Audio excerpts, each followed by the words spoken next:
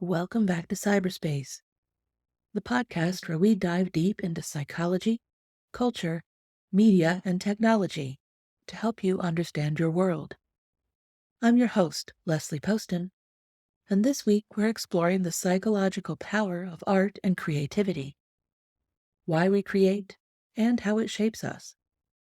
Lately, I've found myself revisiting several poems that speak to this moment in time, so we'll be using these poems as our example of art.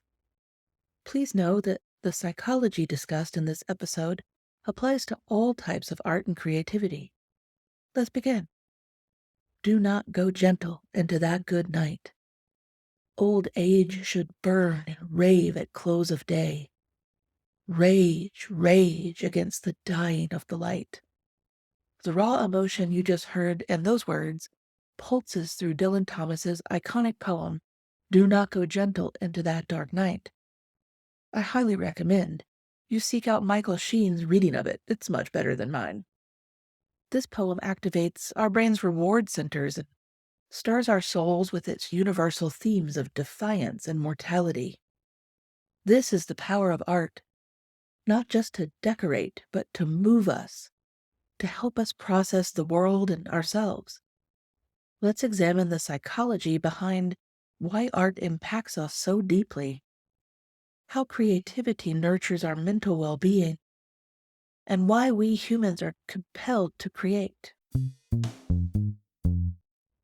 Let's return to Thomas's poem for a moment. The urgency in lines like rage, rage against the dying of the light triggers an almost visceral response, firing up the amygdala, the brain's emotional headquarters. Research shows art we find moving energizes our reward pathways, unleashing feel-good dopamine. No wonder great works resonate across cultures. They tap into universal human experiences. As neuroscientist Samir Zeki found, when we experience art we find beautiful, our brain's orbital frontal cortex lights up, the same region associated with pleasure and decision-making. This explains why a poem like Thomas's can feel so rewarding, even when it deals with heavy themes like mortality. But art doesn't just evoke personal feelings, it binds us together in shared understanding. Poet Maya Angelou masterfully achieves this in her rousing work, Still I Rise. Listen to this line. You may write me down in history with your bitter, twisted lies.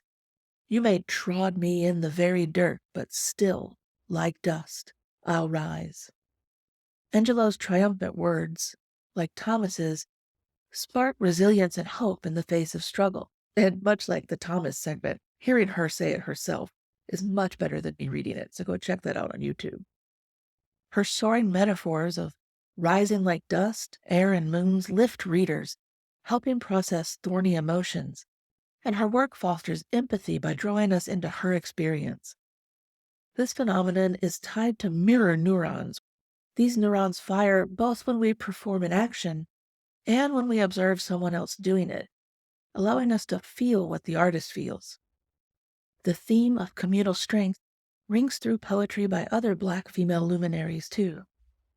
Lucille Clifton's Won't You Celebrate With Me rejoices in everyday survival, like this line, Come celebrate with me that everyday something has tried to kill me and has failed.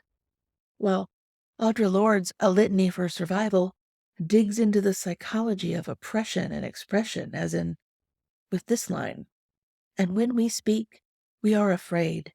Our words will not be heard nor welcomed, but when we are silent, we are still afraid. Through vivid language, these artists transmute anguish into art that educates and empowers. So, how does art achieve this alchemy in our minds? For one, it's a master of metaphor. Symbols like Thomas's light and dark aid us in grasping abstract concepts like life and death. Analyzing art's deeper meanings keeps our thinking nimble too. Plus, losing ourselves in artistic flow can induce an almost meditative state of presence. From boosting brain function to buoying our spirits, art proves creativity is a potent psychological tool. As linguists George Lakoff and Mark Johnson explain in their book, metaphors aren't just decorative, they shape how we think. For example, framing life as a light and death as a darkness helps us grapple with the abstract concept of mortality in a way that feels immediate and visceral. The power of art also lies in its ability to challenge our assumptions and broaden our perspectives. Great works often confront us with uncomfortable truths or present the world through a revelatory lens. They can shake us out of complacency and spur us to question the status quo. Take Picasso's painting titled Guernica, for example. This harrowing masterpiece forces viewers to grapple with the brutality of war and the suffering it inflicts on innocents. By fragmenting forms and distorting faces, Picasso captures the psychological and physical anguish of violence in a way that demands a visceral response. When Guernica was first displayed at the 1937 World's Fair, it shocked viewers with its dark depiction of war. One critic described it as a cry of outrage and horror, showing how art can force us to confront uncomfortable truths.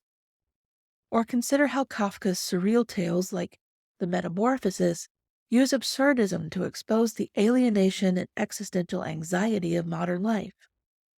By estranging us from the familiar, he makes us re-examine the often nonsensical systems and norms we take for granted. Art shakes us awake. It rouses us from the lull of routine and compels us to peer more intently at our inner and outer worlds. In the process, it expands our circle of empathy and understanding. It's an antidote to insularity and an invitation to a richer mode of engaging with each other and our environment. As we've seen, experiencing art offers an array of cognitive and emotional perks, but what about making it? Increasingly, psychologists recognize creativity as a powerful form of therapy. Studies show flexing our creative muscles, whether through visual art, music, dance, or writing, can lift mood, ease anxiety and stress, and help heal trauma. One study found that engaging in creative activities like painting or writing will boost mood and reduce stress, even if you don't consider yourself an artist. Not only do these pursuits distract us from negative thought spirals, the process of translating experiences into art helps us step back and see these experiences anew. This was certainly true for Dylan Thomas, who grappled with his father's mortality and his own fears through poems like Do Not Go Gentle. For him and countless others, creative self-expression forges meaning from even the darkest chapters. It also carves out space for neglected parts of ourselves to emerge and to be seen. What's more, engaging in creative flow states can induce mindfulness, pulling us into the present moment. Time seems to melt away as we get caught up in the colors on our canvas or the notes on the page. It's a form of moving meditation, a soothing counterpoint to the chatter of our thoughts. As psychologist Mihai Csikszentmihalyi describes it, flow is being completely involved in an activity for its own sake. The ego falls away, time flies. Every action, movement, and thought follows inevitably from the previous one. This is why losing yourself in a creative project can feel so restorative. Perhaps most powerfully, creativity emboldens us to author our own stories. Through art, we can reframe our struggles, discover wells of resilience, and declare our identity on our own terms. In a world that often tries to beat us into submission, art empowers us to write ourselves into being again and again and again. The benefits of creativity for mental health are especially relevant in our digital age.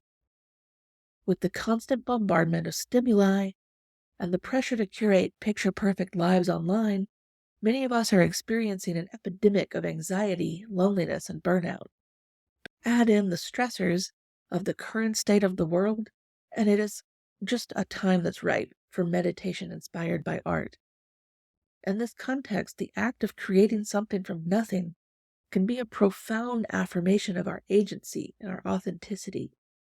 When we put pen to paper, brush to canvas, or hands to clay, we reconnect with our fundamental humanity. We remember that we're more than passive consumers, we're active meaning makers. This is particularly important for those whose voices and visions are often marginalized. For Black and Indigenous communities, LGBTQIA individuals, people with disabilities, and other underrepresented groups, art can be a means of resistance and resilience. It's a way to assert selfhood, preserve heritage, and imagine alternate possibilities. For example, during the Harlem Renaissance, artists like Langston Hughes and Zora Neale Hurston used their work to assert the dignity and beauty of Black culture in the face of systemic racism. Their creativity wasn't just self-expression, it was a form of resistance. Programs that bring art and art making to at-risk populations, from youth in underserved schools to adults in addiction recovery to seniors in memory care, consistently demonstrate the therapeutic power of creativity. Participants report increased self-esteem, decreased stress, enhanced problem solving, and an overall improved quality of life. But you don't have to be part of a vulnerable group to reap the rewards of self-expression. For anyone feeling overwhelmed by the pace and pressures of modern living, art is an accessible and affordable form of self-care. It's a means to find grounding in a dizzying world, to recover a sense of wonder amidst the daily grind. This drive to create isn't just a modern notion. It's hardwired into our species. Evolutionary psychologists believe art making emerged tens of thousands of years ago as a way to communicate, problem solve, and promote social cohesion. Imagine early humans huddled around a fire, captivated by tales of the hunt or songs of shared history. Imagine the cave painters who memorialized their myths in mineral pigments, or the dancers who enacted sacred rituals. Creativity connects communities and carries culture forward. Evolutionary psychologist Ellen Dasenyake argues that art making is a universal behavior that evolved to promote social bonding and communication. She writes, art is not a luxury, but a necessity for human well-being. Art also shapes society by challenging norms and assumptions. Like Thomas urging us to rail against complacency in our individual lives, artists throughout history have used their mediums to inspire change on a grand scale. Protest anthems that galvanized movements to guerrilla artworks that exposed injustices. Creativity is a catalyst for daring to envision a different way.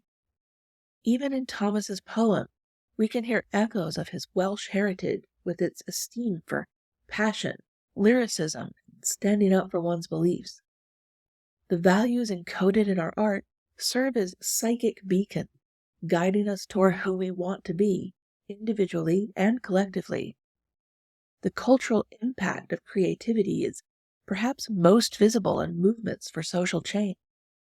Take the Black arts movement of the 1960s and 70s, which harnessed poetry, theater, music, and visual arts as vehicles for political protest and community empowerment. Amiri Baraka's incendiary plays, Sonia Sanchez's searing stanzas, and the radiant murals of Chicago's Wall of Respect galvanized the spirit of pride and purpose. Take Nina Simone's song, To Be Young, Gifted and Black, which became an anthem for the civil rights.